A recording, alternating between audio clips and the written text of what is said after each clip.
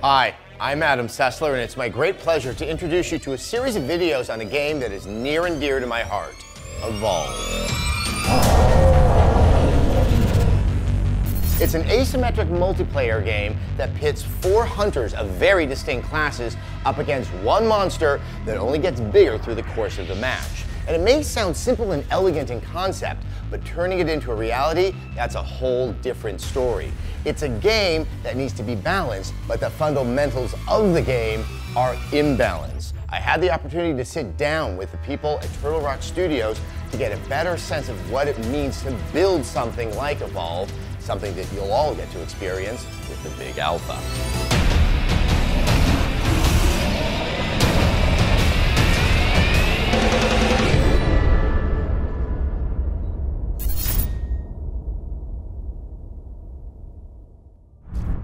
So the concept of asymmetric multiplayer is kind of easy to get your head wrapped around. You don't have clear equities on one side versus the other. But in terms of what that means in terms of reshaping multiplayer design, I mean, that's pretty significant. I'd love to get both your thoughts about why you decided to take on something as ambitious as this and what you felt that was going to allow you in terms of a creative direction.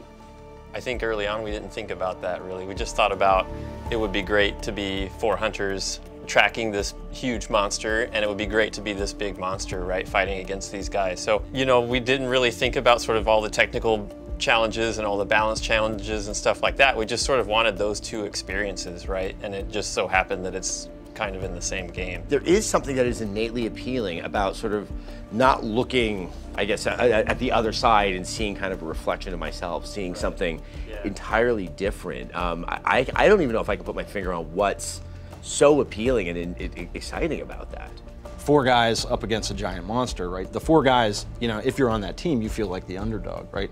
And then as the monster, yes, you're a big, powerful guy, but you're going up against 4 humans, right? So there's that aspect of, you know, you're also kind of the underdog from a different perspective. Nobody knows, and you can never map out all the ways in which these 2 things are going to be different, right?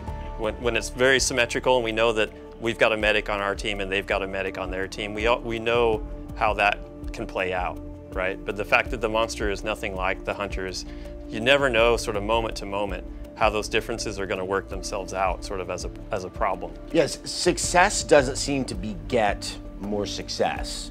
I think you see that in a lot of multiplayer games where one team that gets an edge can kind of parlay that into a wider margin and a wider margin. And what I've noticed playing several matches is that you can feel really good about how you're doing, and that's kind of all for naught, maybe, you know, 5-10 minutes later, because fortunes can change so quickly. Yeah, we really made a conscious effort to make sure that you were never out. We've seen so many times in, you know, hundreds and hundreds of games where, you know, it was very clearly going to go this one way and you think it's going to go towards the monster's favor or whatever, and then something happens in the game. We always wanted that scenario of like feeling like, yeah, we might be down, but we can still win this. We can always come back.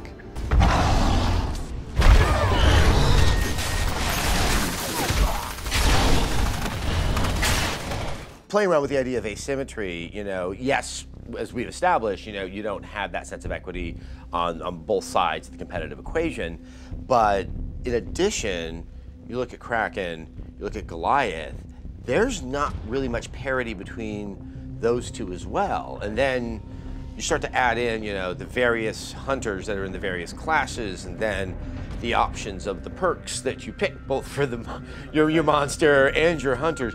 You're looking at a lot of variables. I mean, I think asymmetry actually at that point is just doing a disservice because it's almost a cacophony of sort of options of how this whole thing can play out. Originally we had just 4 hunters, like Phil said, we had a bunch of gear, right? And we wanted the gear to kind of define your role on the team. But we always set out to have different species of monsters. And the goal was that playing against one species and playing against a different species would be a whole different game. You have to position yourself differently. You have to move through the map differently. You want to take different gear. You want to have a different play style and have a different plan as far as teamwork on how to deal with that monster, you know? And then from the monster side, obviously playing one that flies. In the example of Kraken versus Goliath, who's ground-based, Kraken in combat can spend his entire time in the air. So we really, really wanted it to fundamentally change the game. It does kind of break out from asymmetry to this crazy mix of combinations across the board between environments and wildlife and hunters and monsters and perks and buffs, and so it gets pretty wild. I can't imagine you just woke up one morning and said, hey, let's take on a lot. But as you talk about all the things that you've added to the game in this process, obviously it was fully within your ability to kind of pare this down to something far more simple, but you went in this exactly opposite direction. It's this weird, big journey that we've gone on over the past 4 years where it really kind of took on a life of its own. And we always kept steering it, make sure to keep steering it towards the ultimate goal and make sure it didn't go too far to the left or too far to the right. But it was this huge collaborative team process. The idea that we could have a game that hopefully 3 years from now, right, when you've bought some game and it let you down, it didn't live up to your expectations, you can always be like, you know what, I'm gonna play Evolve because goddamn that game's still fun.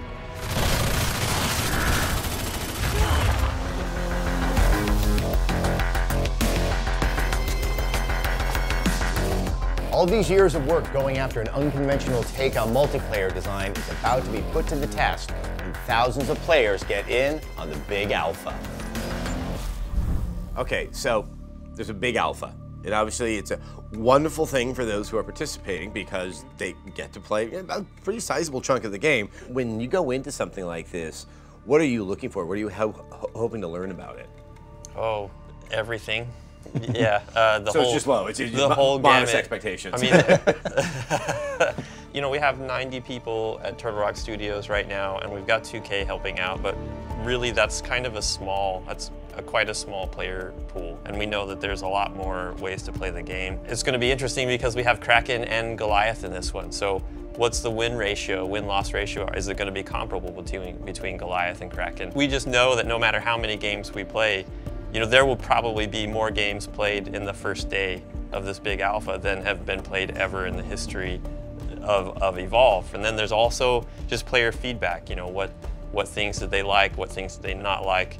It's interesting to see, actually essential to see that when you get 100,000 people playing it, do the telemetry numbers stay consistent with what we're seeing?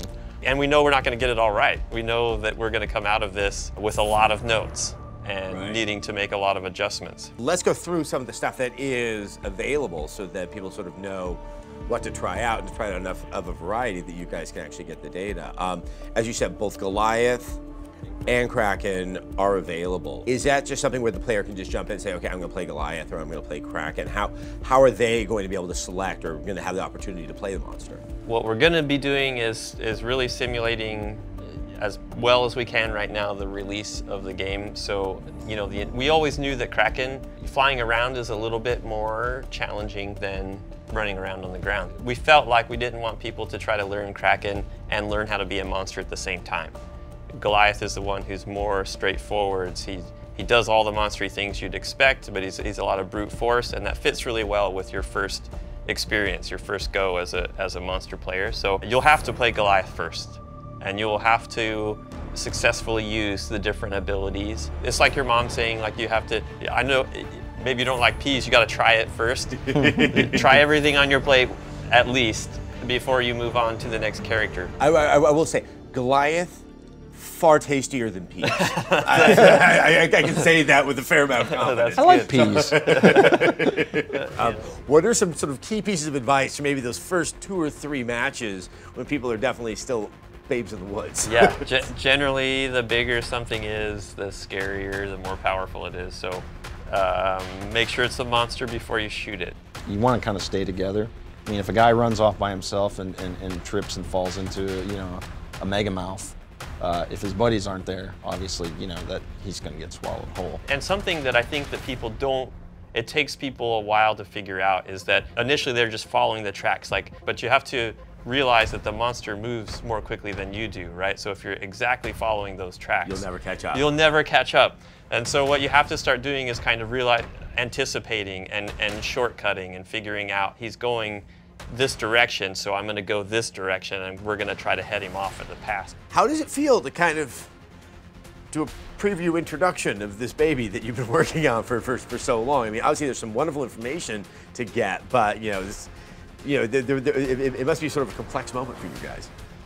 Yeah. It's a relief, obviously, and it's also scary at the same time. You know, it's just we've invested so much time and effort, and I think everybody's anxiously nervous. We got a little taste of it with the smaller alpha, but this big alpha is the real deal.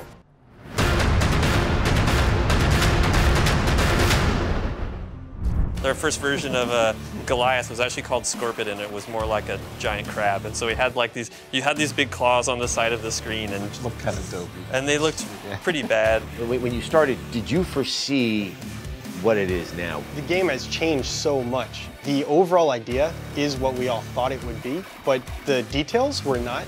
It was just us playing this fundamentally good idea and then building on that and making it cooler and cooler.